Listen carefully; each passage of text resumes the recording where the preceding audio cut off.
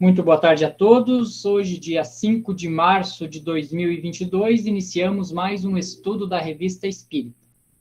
Este estudo é promovido pela Sociedade Espírita Obreiros do Senhor, que também possui mais cursos no seu rol de estudos, e os demais anos da Revista Espírita, que vai de 1858 até 1869, então nós já estudamos os anos anteriores a 1860.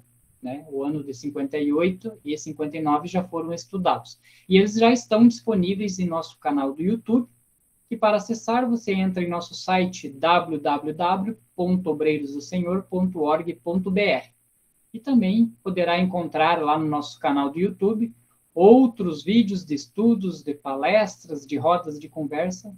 Então é um material muito vasto aí da doutrina espírita.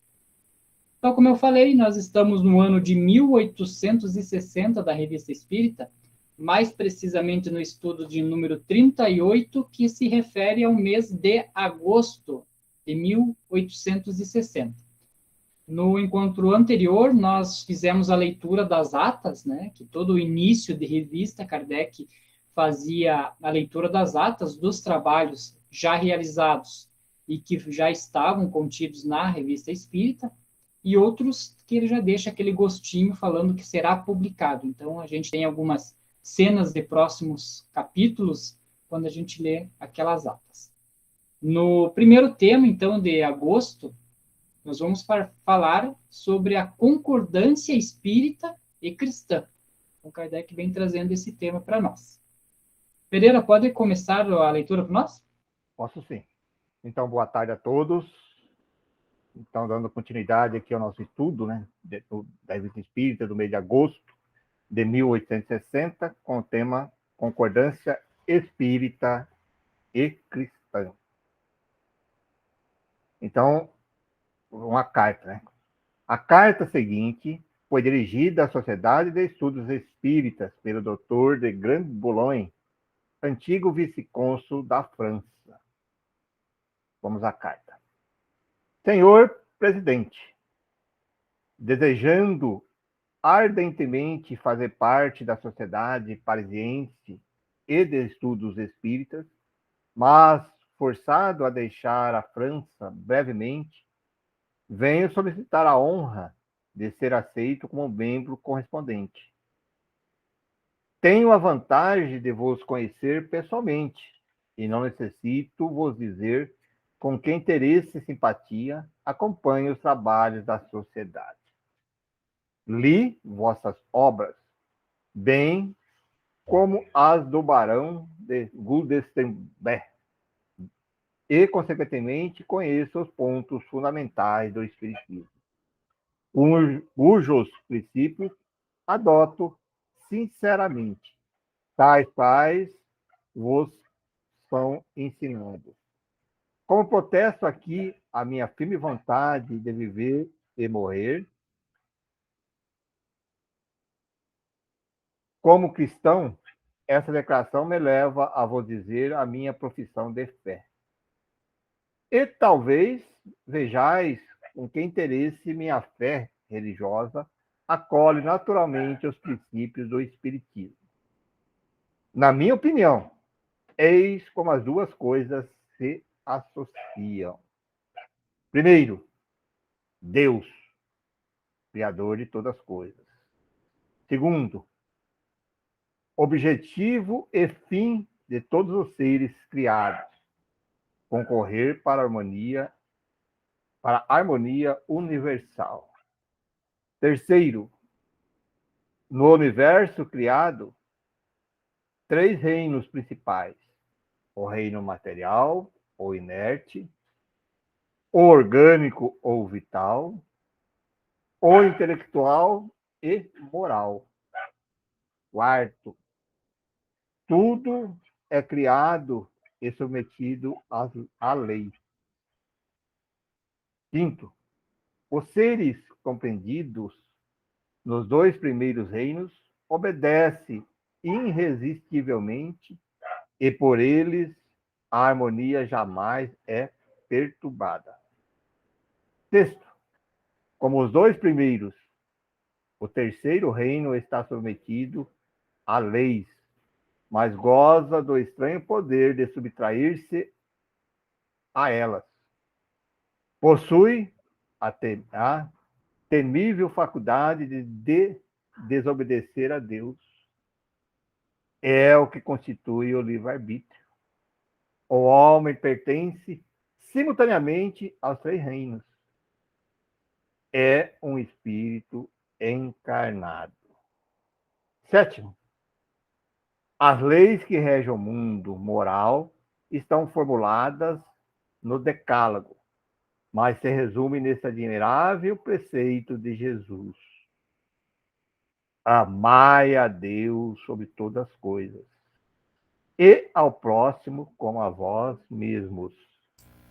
E só para lembrar, né, que Decálogo são as leis de Moisés, né? Os 10 mandamentos. Né? Então, aumentando aí a intervenção da Sônia, né? Então, quando surgiu lá, é interessante isso, que até que o Espírito traz, né? O Espírito não, que é o correspondente, né? O correspondente traz, ele fala que a lei principal era essa, né? Amai a Deus sobre todas as coisas e ao próximo como a vós mesmos. Moisés já teve que aumentar para 10. E hoje nós temos aí uma infinidade de leis, né? Por quê? Porque a gente não conseguiu seguir a principal, que é amar a Deus e ao próximo, já teve que surgir 10, e hoje existem milhares de leis. Então, para ver que o ser humano, ele tem um problema de compreender ali o âmago da questão, né? E aí tem que criando aparas para que ele não se sobressaia. Eu sempre estou colocando um ponto que é bem interessante, que a gente vê assim essa necessidade humana do nosso, quando aqui encarnado na Terra, de tentar, por exemplo, colocar alguns subterfúgios, algumas questões para favorecer nós próprios. Eu digo assim pela nossa Constituição. A Constituição deveria ser uma coisa muito simples. Não é? Que nem você falou, você vê que ali já começa, Moisés colocou 10, começa por uma, que é a mais, o próximo está ali, está toda a lei. Mas aí a necessidade que tem assim de querer justificar uma coisa ou outra vai colocando, aí vira todas essas questões, né? Você vê a nossa Constituição comparada à Constituição de outros. Eu estou falando um exemplo aqui, não é uma crítica assim, é a observação que a gente percebe, mas que é bem nisso que você colocou, a necessidade que nós temos de tentar, vamos dizer, arrumar justificativa, arrumar meios, né, para favorecendo um e outro. E coloca assim, todo mundo são igual perante a lei. Aí, exceto não sei o quê, não sei o quê, não sei o quê, não sei o quê. Pô, peraí. Já começou a criar subterfúgio. Aí depois, mas se é isso, isso. Aí começa a criar tudo. E assim foi com a lei de Moisés, né? Tinha a lei por ali. Aí, mas tem isso aqui. Aí vai aumentando. Cria toda essa confusão. Na verdade, na cultura judaico-cristã, né, que a gente chama, primeiro vieram as 10 leis de Moisés, né? Então, embora já a essência fosse essa, porque Jesus veio trazer, né? Foi Jesus que veio trazer esse resumo, que é amar a Deus sobre todas as coisas e ao próximo como a si mesmo, né? Bem depois, né? Jesus veio, mas na verdade ele trouxe a essência daquilo que era, como o Lelo disse, né? Foi desdobrado em 10 leis, mas a essência era o que Jesus veio trazer depois, né? Porque daí engloba tudo mesmo, né? Como vocês falaram. Mas foi posterior, né? Porque às vezes, quanto mais atrasados, digamos, nós somos, mais tem que esmiuçar as coisas, né? Porque cada um não tem capacidade cognitiva, às vezes, de ampliar aquilo e ver, não, isso, se você amar, você não faz tal coisa, né? Então, foi preciso desdobrar em várias leis para que a gente entendesse, então não pode cobiçar as coisas dos outros, não pode roubar, não pode matar, não pode não sei o quê, né? Porque a máfia era uma coisa muito abstrata para eles, né? O que é o amar? E a gente vê que até hoje a gente não sabe o que é o amar. Até mesmo com membros da família, a gente age achando que está agindo corretamente, achando que está fazendo por amor, e às vezes você está impondo a tua vontade sobre o outro, né? Então, nós ainda não aprendemos exatamente o que é amar alguém, né? Amar o próximo como a si mesmo. Para começar, a gente não ama nem a nós mesmos, muitas vezes, né? Nós nos destruímos, nos boicotamos, e por aí vai, né? E aí você colocou no ponto o que aconteceu com com a religião em si, com o cristianismo em si, depois do advento de Jesus, aí aconteceu, eles queriam organizar tudo isso. Aí criou os doutores da lei. Aí criava-se o concílio, aí o que valia era a interpretação daquele grupo, né? Aí foi criando tudo isso, aí começou a dividir essas religiões. Por isso que saiu várias denominações por causa disso. Aquele determinado grupo de uma certa etnia, de uma certa linha, tendia para um lado, o outro para o outro, então interpretava daquela maneira, então um seguia esse e outro seguia outro. E vale até a Igreja Católica, que os concílios lá valeu e tal, criou, quer dizer, estava reinterpretando a lei, né? Pois é como Jesus disse quando veio falar na época de Kardec como Espírito de Verdade, né? Ele disse, a verdade está contida ali, né? No cristianismo, né? Que foi isso que vocês montaram aí, né? Dá para dizer assim. Mas junto existem muitos erros, né? Foram colocados pela ação humana, como o Pereira disse, né?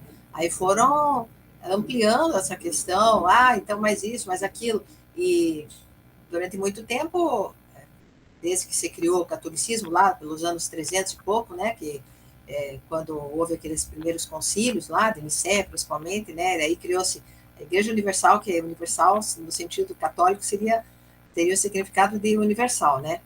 Então, criou-se o catolicismo e ele foi a religião preponderante, né, durante muito tempo, até os anos 1500, quando veio o Lutero, né. Mas o Lutero, aí a gente não pode dizer que ele, na verdade, ele foi motivado por uma série de coisas que tinham sido colocadas ali dentro. Quantas coisas foram colocadas, né? E aí acabou deturpando toda a doutrina. Claro que houve coisas boas colocadas, né? A gente sabe, porque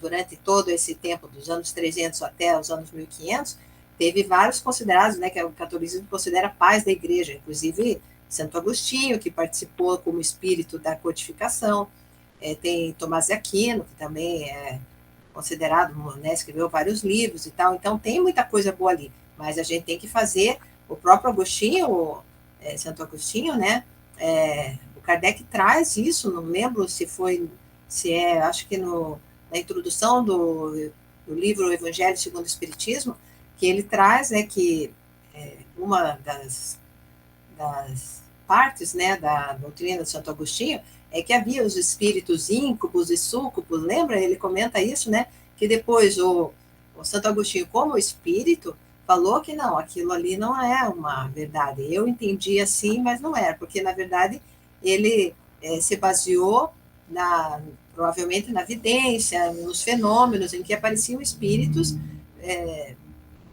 se mostrando de tal e tal forma, né? E aí ele concluiu que isso era uma verdade, né? E a gente sabe que não, são só espíritos inferiores que agem, às vezes, como masculinos, femininos, ou até são ligados a essas questões sexuais, né? Porque ainda são muito materializados, né?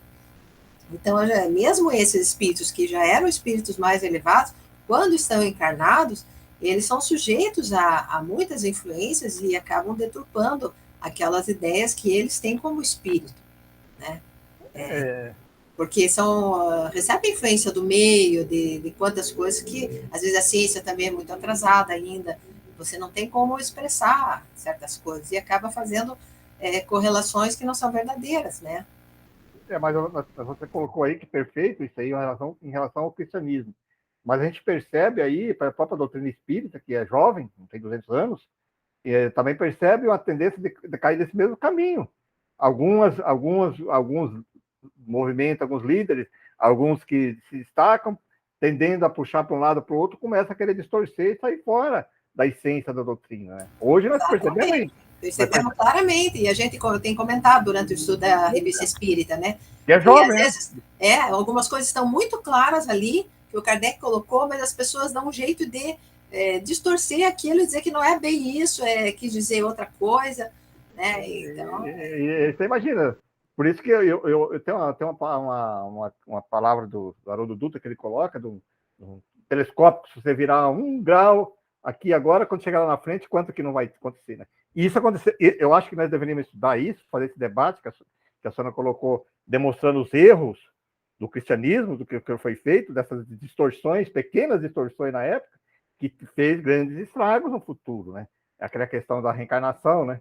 Tirar a reencarnação do cristianismo, né? Isso foi uma distorção, que tem um reflexo de quantos anos que está colocando aqui agora para chegar ao advento, que não precisaria chegar nem ao advento do espiritismo, se já tivesse ali colocado, que ela ia apenas se aperfeiçoando aquilo ali. E assim se nós da própria doutrina espírita começa a fazer uns pequenos desvios agora, você imagina para frente, vai perdendo toda essa essência. Então, é uma coisa que realmente merece a gente refletir sobre tudo isso. Né? Os erros, por isso que é importante hoje, nós temos condições de estudar esses precursores nossos do passado, dos cristãos, para analisar aí, para não cair no mesmo erro, né? Exatamente, porque é uma responsabilidade para nós, né? Porque depois você desencarna e fica dizendo, meu Deus, não acredito que eu fui cometer esse erro, olha quanta gente entrou por aquele mesmo caminho e se perdeu às vezes, né? Demora anos, décadas, séculos para se corrigir, né? Para se esclarecer isso. Bacana essa conversa. E pertinente ali a colocação da Sônia ali na hora que ela cita ali os santos da Igreja Católica, né? Como Santo Agostinho, que ajudou tanto na codificação, e mais atualmente nos livros de alguns médiuns, aí aparece a figura de São Francisco de Assis, né? Também, e que vai bem de encontro ao tema desse primeiro estudo, né? Desse primeiro tema de hoje, que é a concordância espírita e cristã, né? Que é isso que é uma das coisas que a gente tem que deixar mais claro, bem claro, para aquelas pessoas que não têm conhecimento, que quando nós nos denominamos espíritas, nós somos cristãos, né? Nós não somos contra Cristo, e até comento isso, eu fui na casa da minha madrinha no final do ano, acho que comecinho do ano, e aí ela, conversando com ela falou que ela sempre reza por mim, reza pelos afilhados e tal, né? E aí, não sei por que ela olhou para mim e falou assim, você é católico, né, filho? Eu falei, não, madrinha, eu sou espírita, né? Já faz mais de 15 anos que eu sou. Ela deu aquele susto, assim, né? Porque não passa na cabeça da pessoa, às vezes, o que é um espírita, né? Aí eu expliquei para ela. Falei, olha, não, eu sou espírita, mas no espiritismo nós temos as bases em Cristo, nós falamos, temos o respeito incrível por Maria, temos Deus como criador de tudo e tal. Expliquei para ela que não é muito diferente da Igreja Católica. Lógico, mais científico. Mas é cristão também, né? Aí foi uma dessas distorções que eu estava comentando, porque quando veio o espiritismo para o Brasil, aqui para cá, no mundo, não sei no mundo como aconteceu isso, mas aqui eles colocaram, o Kardec tinha bem claro, a palavra espírita, né, foi colocado por Kardec, para diferenciar os espiritualistas. E aqui no Brasil eles colocaram tudo como espírita, todos espiritualistas juntos. Aí é que dá essa confusão, porque quando você falasse espírita, nós temos que falar do espírita, aquele que estuda fundamentado na doutrina de Kardec, né? Que coloca o espírita como cristão, e não o espiritualista, aqueles que acreditam nas questões após a morte, né? Da continuidade da vida, tudo, mas são espiritualistas, não são espíritas. Que entra toda essa... aí as pessoas colocaram em maneira pejorativa o termo, espírita, ele pensa naquelas pessoas que fazem o trabalho na praia de macumba, não sei do que, de tudo, coloca tudo no mesmo pacote, né? E não é verdade isso. O Jorge, que entrou aqui, seja bem-vindo, Jorge, ele colocou lá, escreveu lá no chat, isso quando alguns espíritas não se consideram evangélicos, né? Porque, vamos estudar evangelho, nós seguimos o evangelho, então somos evangélicos também. Existe ainda muita confusão, né, a respeito disso, né? Você quer falar alguma coisa, Jorge?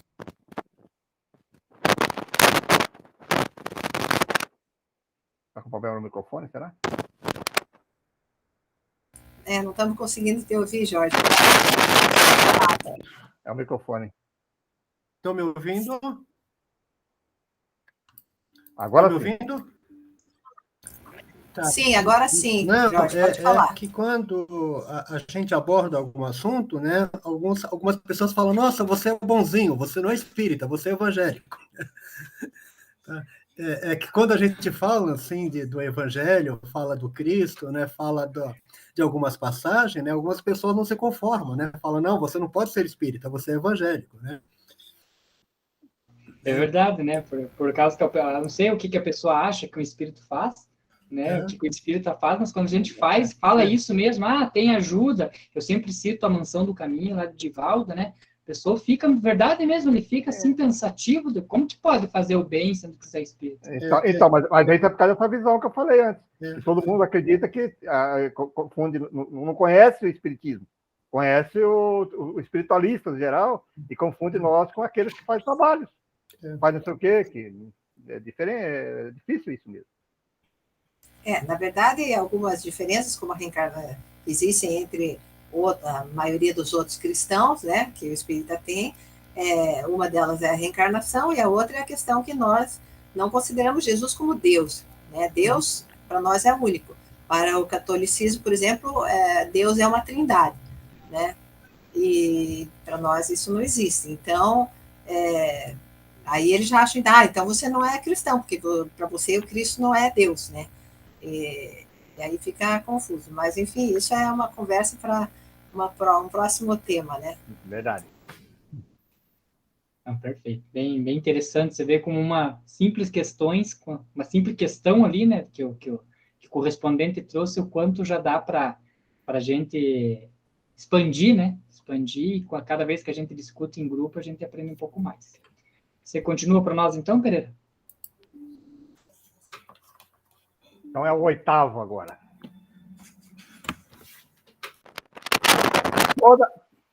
Toda derrogação da lei constitui uma perturbação na harmonia universal.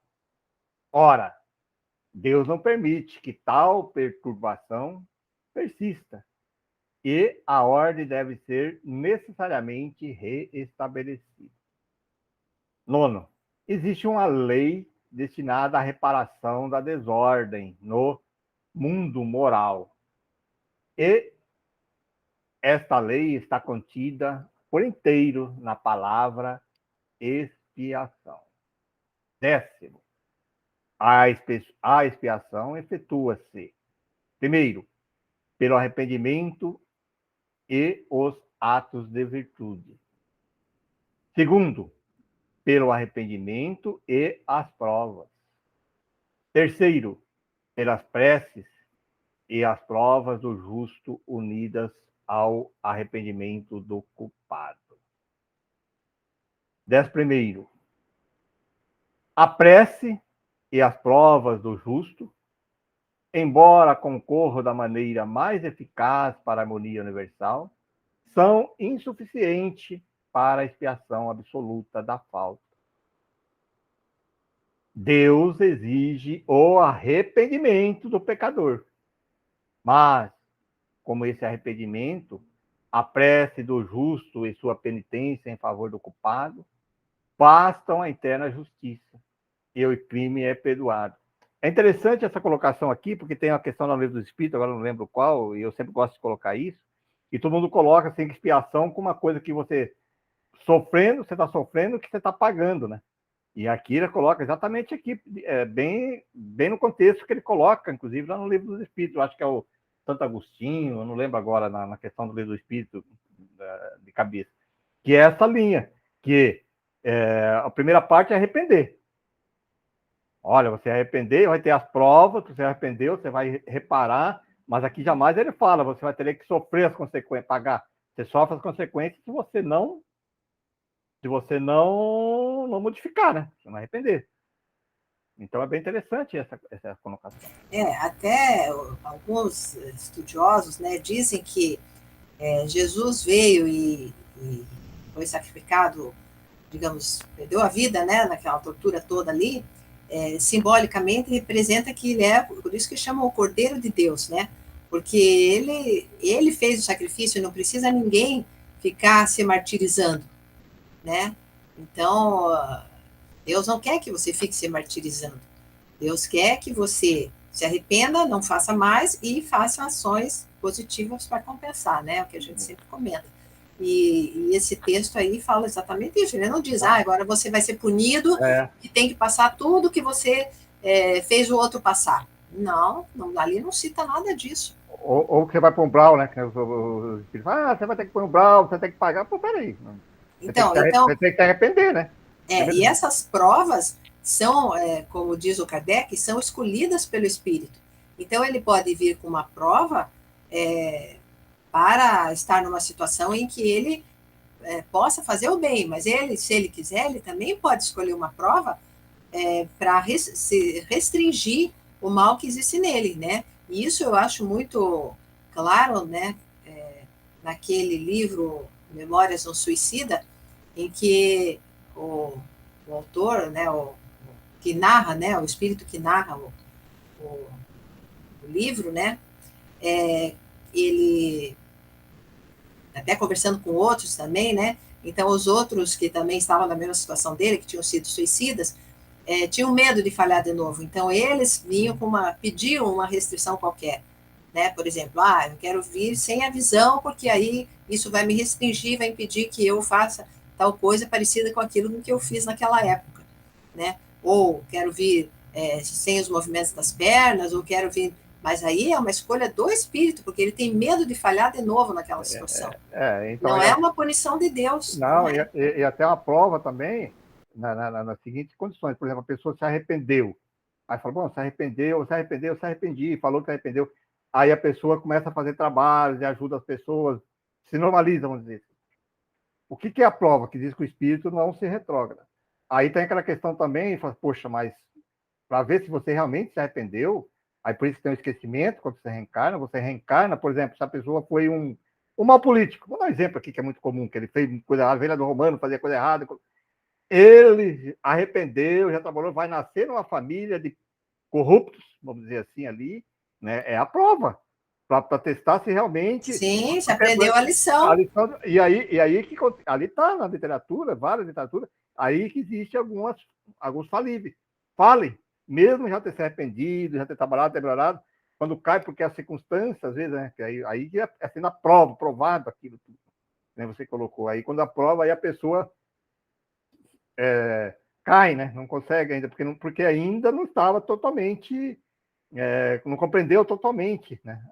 Então, é aí que eu acho que é uma questão humana que se coloca essa questão de tem que vir passar pela mesma situação, então fica indignada. Como que se ele fez coisa errada quando era político, como é que depois, numa outra vida, ele vai de novo nascer como político? É um privilégio que ele está tendo. Então, por quê? Porque existe em nós, nessa pessoa que está julgando a situação, analisando, uma situação de vingança, né? Aquele sentimento de vingança. Então, se ele fez o mal, ele tem que pagar. Isso é um sentimento de vingança. Isso jamais vai ter na divindade. Mas se a pessoa realmente arrependeu, que você vai ser exemplo, né? É o que acontece cotidianamente, você percebe nessas periferias, pessoas que nascem em famílias de pais e mães que são realmente malfeitores, né? Bandidos, e nasce lá na família, naquela favela, pessoas que vivem com todo o meio, porque fala que é o meio que faz, não é o meio. Claro que o meio favorece, desperta, incentiva, não é mas se aquela pessoa realmente compreendeu, aprendeu, fez tudo aquilo lá, ela vai ajudar os outros, ela vai influenciar os outros para não fazerem aquilo. E não está assim? Você não percebe nas periferias? Pessoas que vivem dedicadas lá com famílias de malfeitores, famílias assim, e puxando, né, exemplos, ajudando as pessoas, fazendo escolas, estudos religiosos para que essas pessoas não caiam no crime. Então, aí sim, né? Puxa, aí sim é a prova verdadeira, legítima, né? Aí ele fala, opa, dá um salto enorme. Mas a questão da prova, até o pessoal não tem tanta dificuldade em entender. O que eles têm dificuldade é essa questão da expiação, que como o Pereira falou, eles acham que expiação é vir pagar aquilo que fez, né? Então ele vai passar as mesmas coisas, porque Jesus citou naquela frase, vão ter que pagar até o último ceitil, mas isso é no plano espiritual, né? Que na verdade as organizações do plano espiritual, eles cobram, usam a culpa para se aproveitar das pessoas e fazer o mal, até escravizar, né? Esse espírito que se sente culpado. Então, nessa situação, assim, ele vai ter o ranger de dentes, né? Choro, porque os espíritos ainda são atrasados, né? Então, para entender que isso não é uma coisa de Deus, não é Deus que vai fazer o espírito ficar sofrendo, não. É ele, a própria consciência dele, e que torna ele vulnerável a outros espíritos. Jorge está querendo falar, mas está ruim o teu som. Porque não é castigo que você colocou, é consequência, né? Consequência da teimosia de não mudar. Aí você tem que passar mesmo. Se você não quer mudar, você vai até a hora que você compreende. Oi. Não, é que eu tô com fone de ouvido e quando eu tiro, né, da interferência. Pelo que eu entendi, Sônia, seria então, não seria então uma punição, e sim uma oportunidade. Exatamente. Seja, por exemplo, como o Pereira falou, assim, com político, pode ser que até ele escolha, não, eu não quero vir mais com político por enquanto, porque eu sei que ainda estou com isso na cabeça, eu quero vir bem simplesinho, bem pobrezinho, para não ter risco de eu cair de novo na mesma confusão. Mas vai chegar uma hora, que depois de passar algumas vidas, ele diz, agora eu quero passar de novo por aquela prova, para ver se eu me fortaleci, porque já passei por outras experiências, já estive do outro lado, para entender o quanto é ruim alguém que explora a gente e tal, mas isso é uma necessidade de cada um. Você vai fazer a tua escolha, você vai estudar o psiquismo, né, espiritual, vai ver as tuas tendências e tal. Não. Então, é melhor eu vir assim, para não... Ainda estou muito frágil, ainda estou com muita tendência a cair nessa coisa de mandar nos outros, impor nos outros e judiar dos outros. Então, eu quero vir bem simples, para ver se eu aprendo através da imposição dos outros em mim e compreender que isso não é uma coisa boa. Então, ele pede para vir nessas situações mais inferiores e até nessa questão das escolhas das provas, Kardec comenta que os espíritos dizem para ele que a maioria pede para vir em situação pobre, mais modesta, porque aí a chance de você cair é menor, né? Quando você nasce já numa família abastada, com muito dinheiro, o que você vai fazer? Você não quer trabalhar, você não se preocupa com o sofrimento dos outros, porque você nunca passou por aquilo, você acha que você é todo poderoso, já o orgulho vai lá nas alturas, e você só quer aproveitar, ter os prazeres, etc. Já aumenta a tua ligação com a matéria, né? Teu materialismo, essas ligações mesmo, né? Que você acaba fazendo com a matéria, sensualidade, etc. Então, depois que ele desencarna, vai dizer, meu Deus do céu, eu acabei desenvolvendo em mim coisas até piores, né? Então, agora, prefiro vir numa situação bem modesta, tal, baixar meu orgulho. Então, por isso que alguns pediram para vir, por exemplo, na época da escravidão, vir como escravos, né?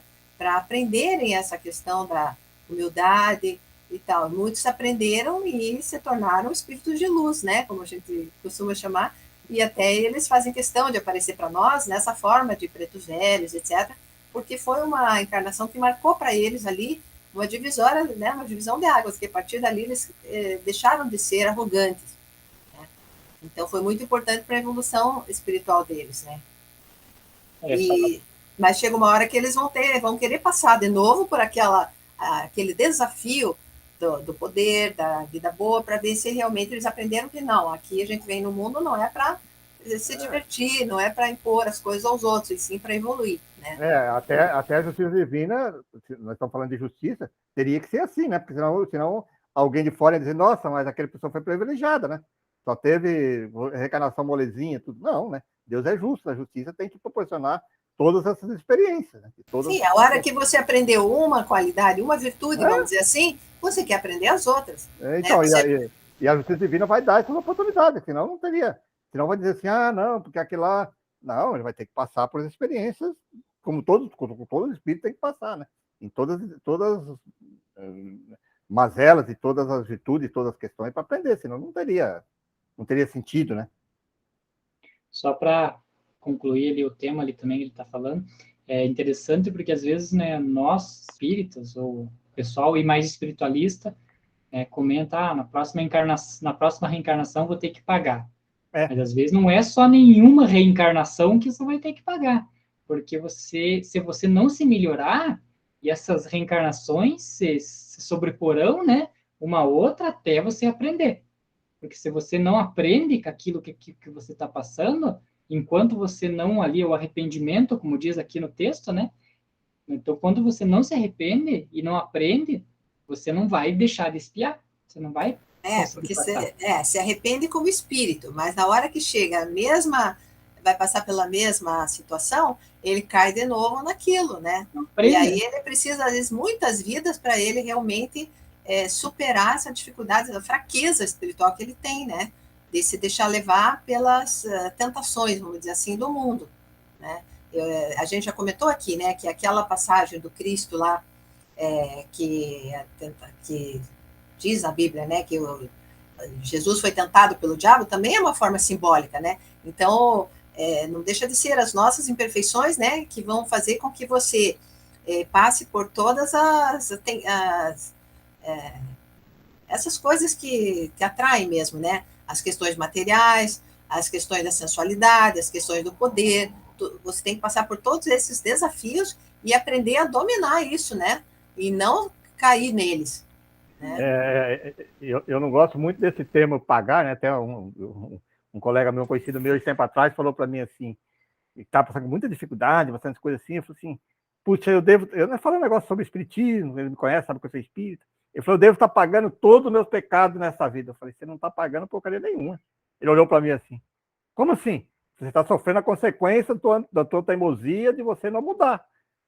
Ele não está pagando, ele está sofrendo as consequências de não querer mudar. Começa a mudar a tua maneira de ver perante a Deus, de entender um pouquinho mais Deus, entender um pouco as questões morais, religiosas, que você vai ver que as coisas mudam. Né? Que é a consequência, consequência de não querer mudar, de arrepender, né? Sim, exatamente. Aprender a lição, né? E saber agir. Então, todo mundo está fazendo de um jeito, mas você pensa, será que isso é bom para mim? É como o Paulo dizia, né? Tudo te é permitido, né? Mas nem tudo te convém. Então, você ter dentro de você esse discernimento, saber, não, isso não é bom para o meu progresso espiritual, não vou fazer. Né? Seja em que área for, né? É a hora que você conseguir, apesar do mundo, né? Apesar da cultura, apesar dos hábitos e das influências externas, você seguir o caminho que você acha correto, você superou aquela lição, né? Aprendeu aquela lição. Aí você vai para a próxima lição, e assim vai, né? Claro que muitas nós vamos cair, às vezes várias vidas, né? Nas mesmas tendências, até a gente superar aquilo, aprender a lição e ir para frente. Então, eu também concordo com o Pereira, usar esse pagar, porque as pessoas ficam achando, assim, você está pagando para alguém está te cobrando. Então, quem é que está cobrando? É Deus. Então, Deus é que o que está me pressionando. E não é dessa forma, é a tua própria consciência. Para fazer um link no texto aqui, daí vocês me corrigem se eu estiver errado, né? Mas nós sabemos que nós sofremos uma grande influência dos espíritos, né? Tanto é que diz, né, na codificação, que nós sofremos tanto que são quase eles que decidem por nós, né? E como nós somos espíritos imperfeitos, com certeza nessas questões das coisas que nós fazemos errado, tem muita influência de espírito que gosta daquilo ali, da corrupção, da bebida, da prostituição e tudo mais, né? E aí o correspondente ele vem trazer o seguinte aqui, que a prece do justo e sua penitência em favor do culpado bastam a eterna justiça. Então, veja a minha analogia para ver se está certo, né?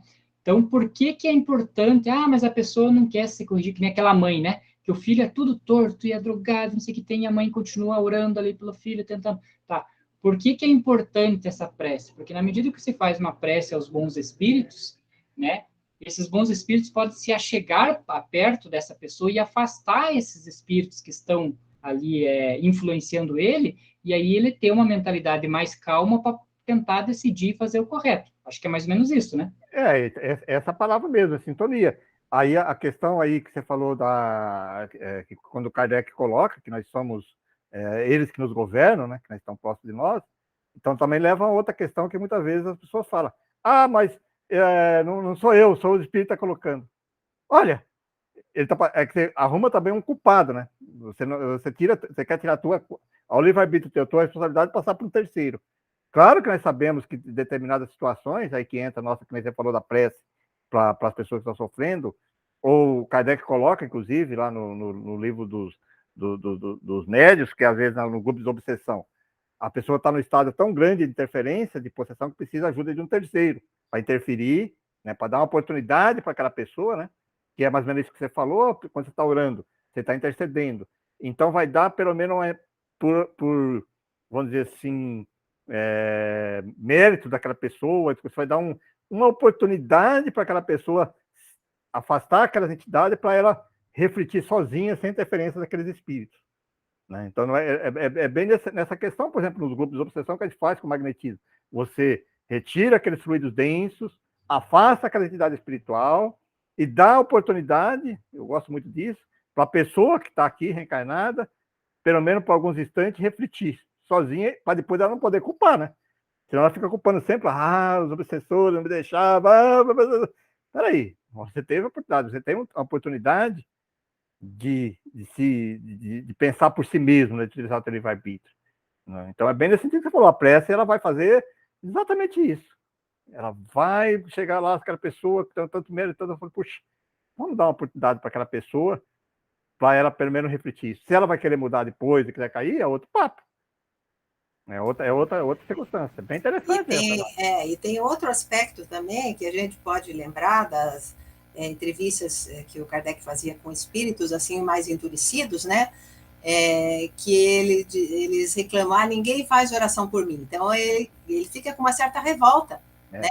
A hora que começa a orar por ele, parece que dulcifica mais o coração dele, amolece mais, e ele fica mais permeável às instruções até mesmo dos espíritos que querem ajudar ele, né? Então, você vê como a oração tem importância, né? Então, continua o 12 para nós, Pereira? Continua. 12. A vida e a morte de Jesus põem em evidência essa adorável verdade. Sem livre-arbítrio, não há pecado, mas também não há virtude. É claro, né? Porque se o senhor não, se for espírito que fez lá e eu não estou usando meu livre-arbítrio, eu vou culpar quem? Então, por isso que tem que dar essa oportunidade da pessoa, ela mesmo decidir, né? Ela mesmo escolher o caminho. Né? E também não há virtude, porque você está fazendo o que o espírito está fazendo, ou né, está sendo influenciado por outro, né? Olha aí, ele continua, 14. O que é a virtude? A coragem no bem. Olha, isso aí eu acho que aqui tem uma coisa bem importante, hein? Coragem no bem. E é uma coisa que não se fala muito, é na coragem, né? Antigamente, até havia, assim, por exemplo, literatura para criança, assim, exaltando a questão da coragem, né? Hoje em dia, ninguém mais fala essa questão da coragem. Não, você tem que ser bonzinho, tem que ser bonzinho. O que é ser bonzinho? Na verdade, é aquela coisa passiva. Mas o bem não é passivo, o bem é ativo, precisa ter coragem para fazer o bem. Politicamente correto, né? É o termo que você colocaram hoje em dia. E tal, daí fica todo mundo passivo. Aí fica numa passividade, qualquer um vem e manda, faça isso, faz. Acha que está sendo bonzinho porque está obedecendo, mas às vezes está obedecendo uma coisa errada, né? E aí vai ser responsabilizado, porque Deus não quer uma porção de robozinhos aí, não é isso. Deus quer que você tenha a coragem de fazer o que acha certo e colocar em prática, né? Eu achei bem interessante essa parte, é muito para a gente refletir sobre isso no mundo atual, né? Bacana. A 15. O que há de mais belo no mundo não é, como disse um filósofo, o espetáculo de uma grande alma lutando contra a adversidade. É o esforço perpétuo de uma alma progredindo no bem e, de virtude em virtude, elevando-se até o Criador. Olha outra frase bem interessante isso também, né? 16. Qual a mais bela de todas as virtudes? A caridade. Essa também. 17. O que é a caridade? É o atributo especial da alma que, em sua ardente aspirações para o bem, esquece de si mesma e se consome em esforços pela felicidade do próximo.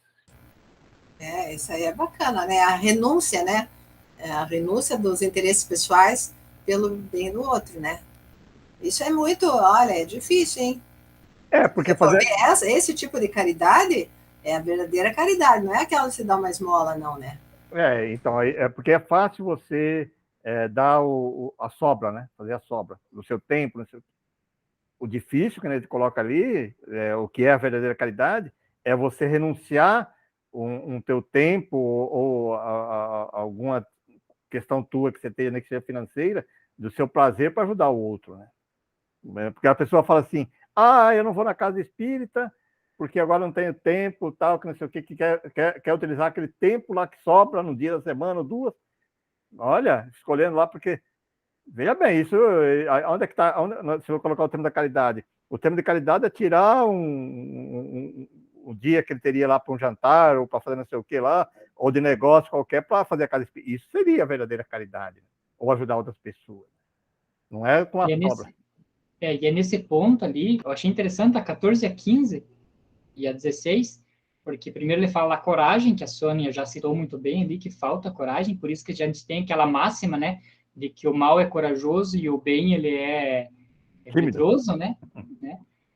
Eu achei interessante na 15 que ele faz a análise a partir do copo meio cheio, e não do copo meio vazio, né? Ah, o que que é mais belo?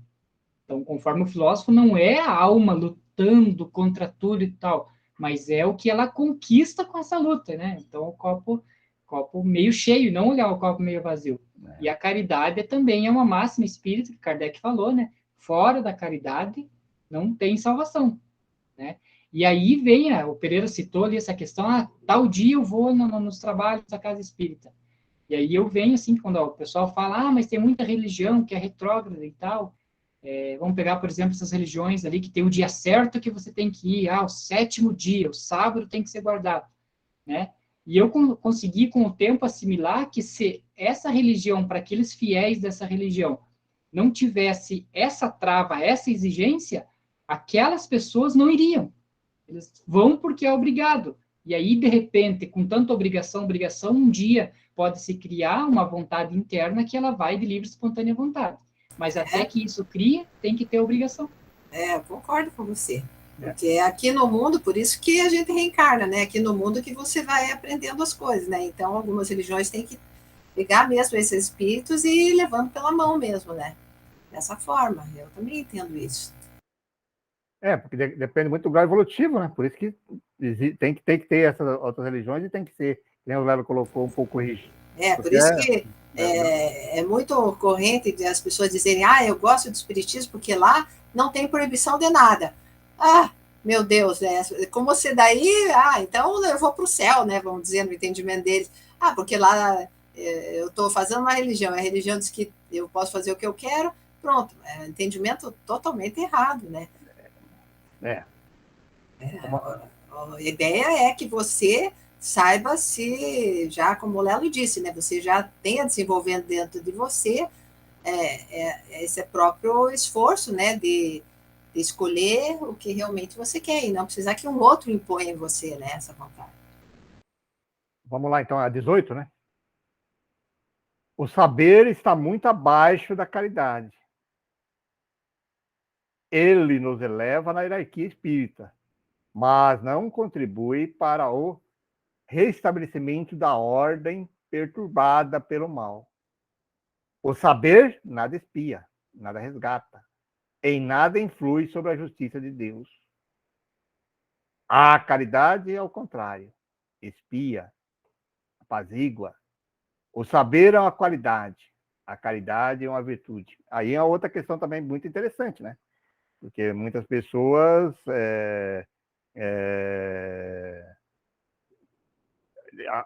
acham que não sei o que tem que aprender primeiro. Não, peraí.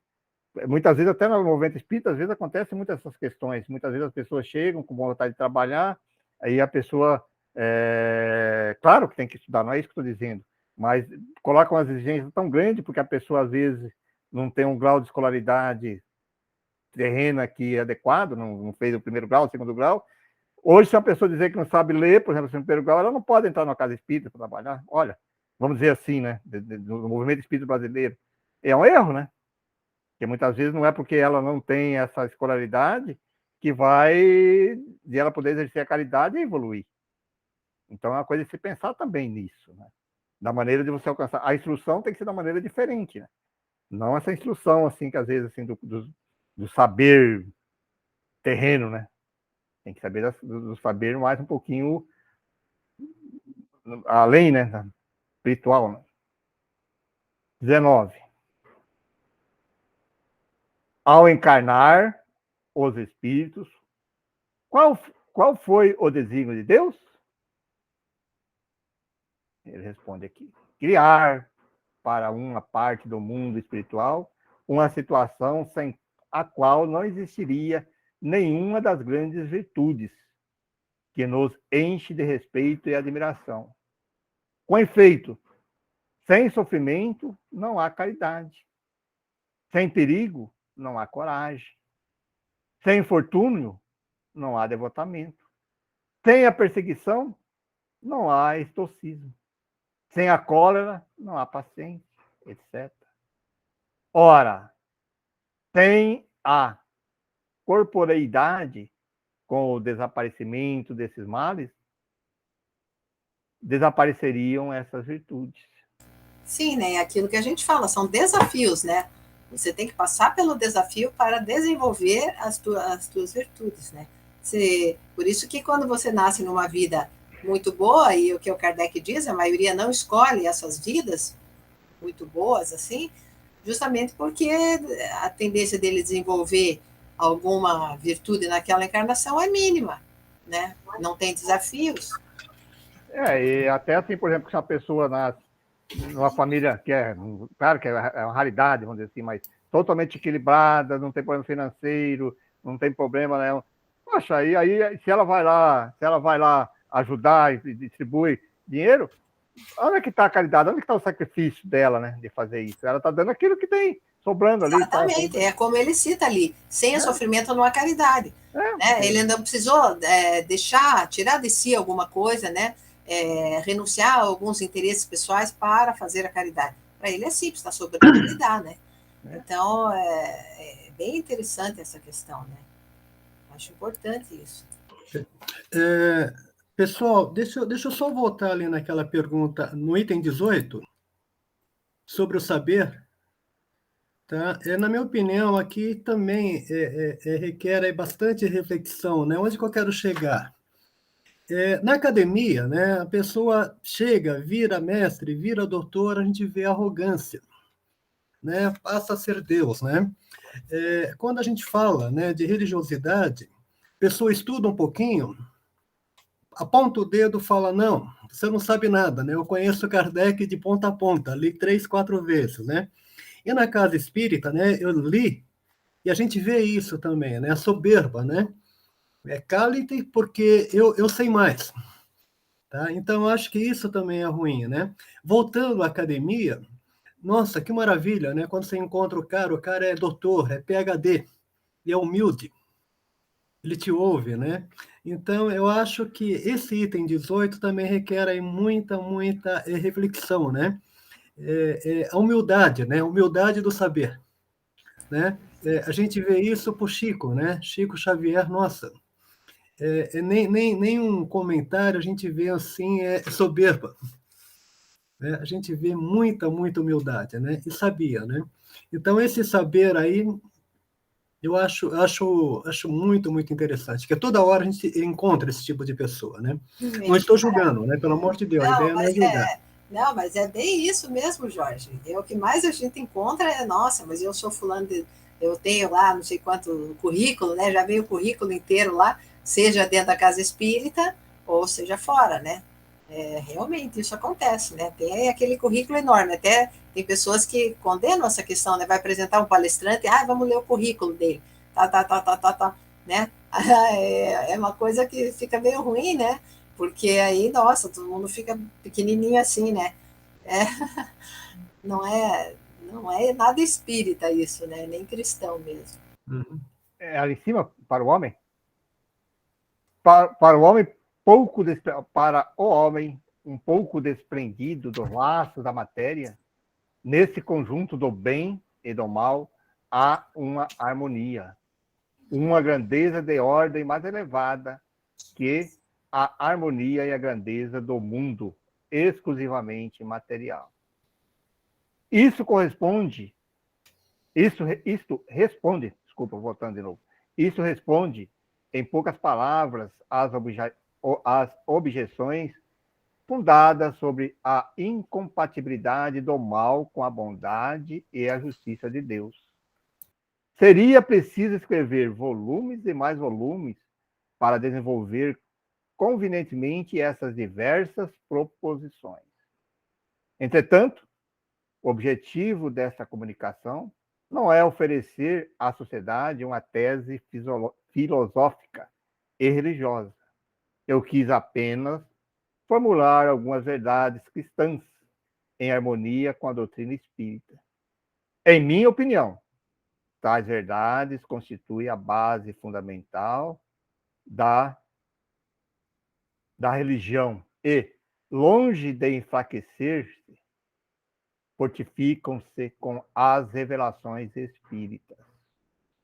Permitam-me também externar uma queixa contra os ministros do culto, que, enseguecidos pela demonofobia, né, que é a variedade de herança mental, né, que tinha naquela época, se os cristãos abrissem os ouvidos às revelações dos espíritos, tudo quanto o ensino religioso perturba nossos corações ou revolta a nossa razão, desvanecer-ia de repente,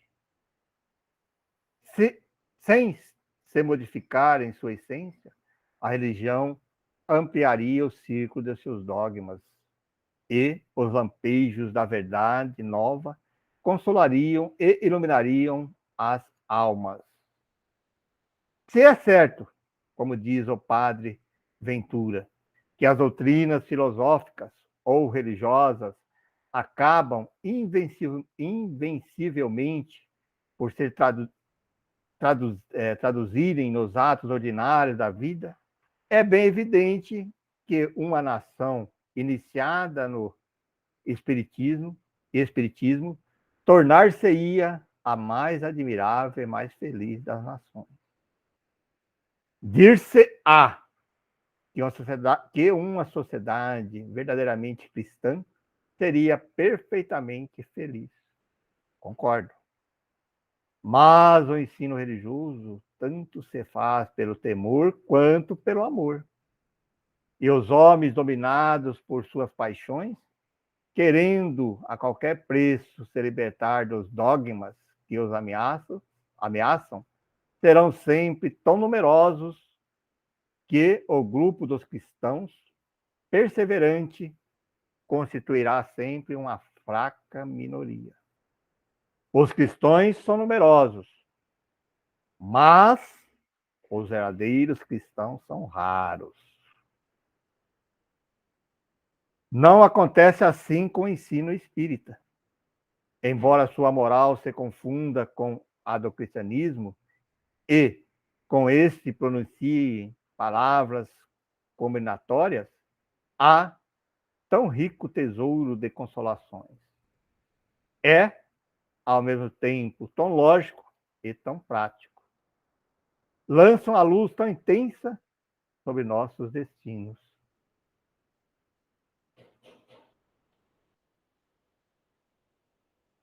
Afasta tão bem as trevas que perturbam a razão e as perplexidades que atormentam os corações, que, na verdade, parece impossível a um espírita sincero negligenciar um só dia ao trabalho pelo seu progresso e, assim, não contribuir para restabelecer a harmonia perturbada pelo transbordamento das paixões egoístas e cupidas.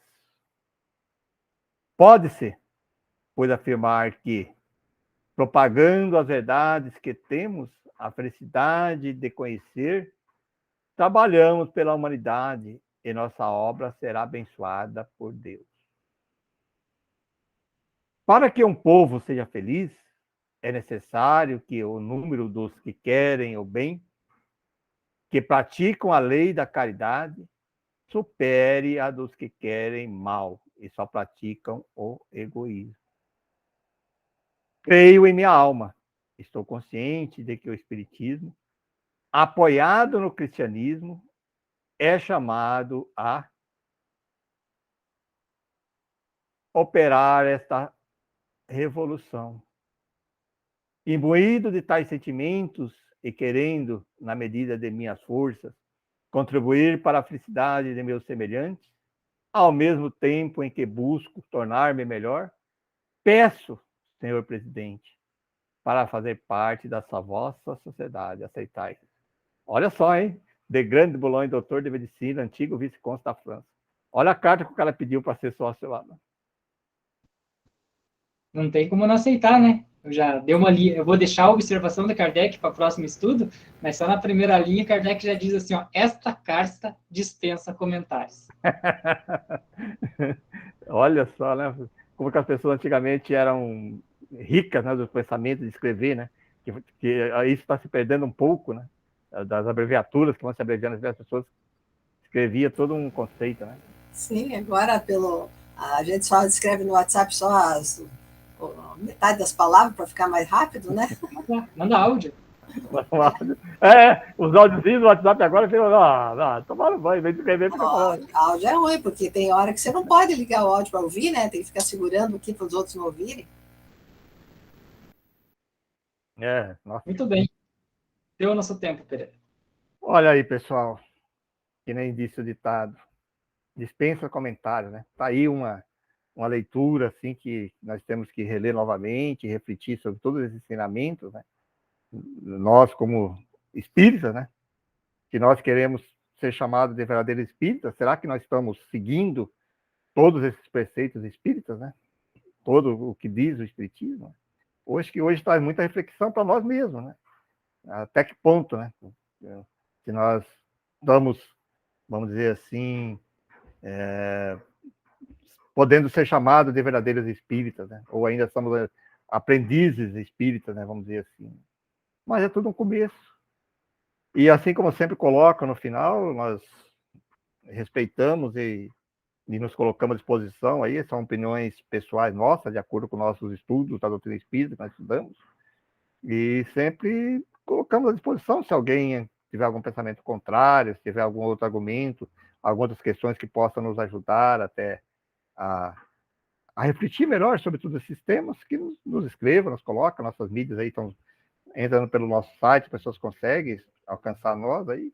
Então nós sempre convidamos as pessoas que estão assistindo nós agora ou vão assistir a posteriori, que nós estamos sempre aí abertos a aprender, a discutir, a conversar.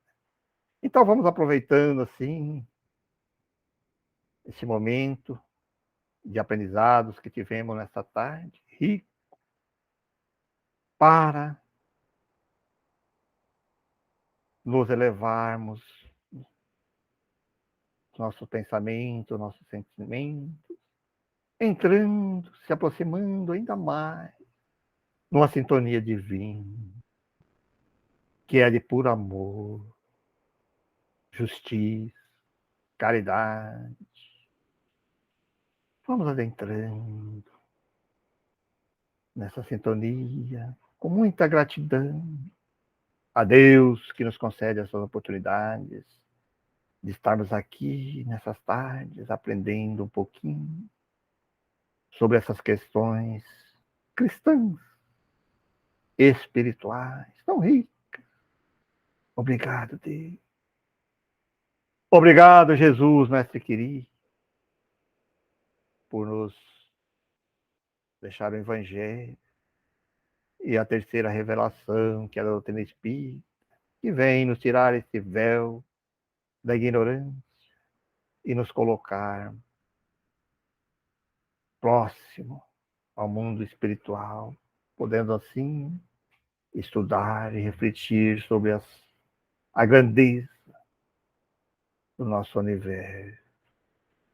Obrigado, amigos espirituais que nos acompanham, nos intuindo, nos ajudando.